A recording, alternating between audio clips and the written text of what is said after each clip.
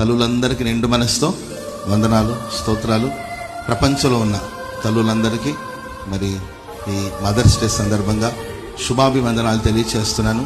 దేవుడు ప్రతి తల్లిని దీవెనకరంగా, ఆశీర్వాదకరంగా ఉంచి, ఆరోగ్యాన్ని ప్రసాదించి, నెమ్మదిని ప్రసాదించి, ఎందరినో తన పిల్లల్ని ఆదరించి, ఓదారించి బలపరచగలిగిన తల్లి, ఆ తల్లి కూడా సదాకాలం దేవుని యొక్క ఆదరణ కలుగునుగాక. అమ్మని గురించి చాలా విషయాలు ఉన్నాయి. ఆమె 2 కళ్ళనే దీపంలా చేసుకొని, తన చేతినే ఒక ఉయ్యాలలాగా మార్చుకొని, తన రక్తానే పాలుగా మార్చుకొని తన బిడ్డను పోషించేదే అమ్మ. అమ్మ విలువ అమ్మ ఉన్నవాళ్ళకి తెలియదేమో, నాకు తెలిసింది. ఓ తల్లి విలువ ఆ తల్లి ఉన్నంత వరకు చాలామంది పిల్లలు తెలుసుకోరండి.